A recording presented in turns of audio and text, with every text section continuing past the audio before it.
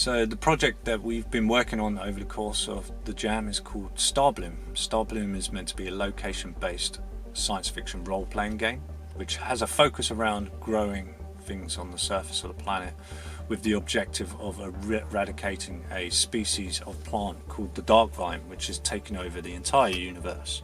We started the project by first fleshing out our sort of game design idea, what our main 3D components were going to be, so Oliver could keep busy with that right from the beginning, and then hopefully have those assets ready midway through the project.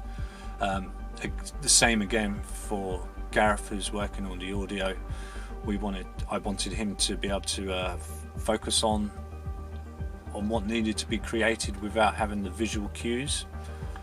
So that needed a strong idea from the beginning, but nonetheless the guys got straight in and started making some good content. The science fiction sort of twist is there is a ship called the Starbloom, which is moving around the surface of the planet, dropping various loot items for players to pick up. And this idea come about from the vision of having lots of objects dropping down onto the ground with a large group of people potentially who would be experiencing that same drop and sort of rushing to grab the loot before someone else could grab it. So it's very much about a game about being in the right time at the right place to gain loot. By midweek we were making really good progress with our kind of content creation and the dark vine aspect of the project, and also the star drop.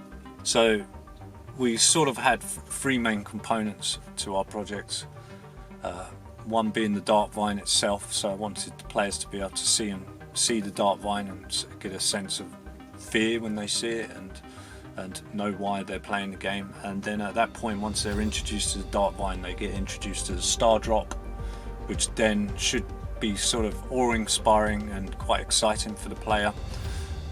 Once they get some loot from the star drop, they can take it back to their home base where they have a sort of crafting space using a bit of equipment that the star drop gave you called the fabricator. Using the fabricator, then you could create seeds to plant wherever you want across the surface of the earth in your kind of gardens or shared gardens, which would then fight back the dark vine. So I think we've covered some real strong points of the ARDK. Those two strong points being meshing, which is very reliable, works really well. Quite excited to see what we can do with that in the future, and then also semantic segmentation.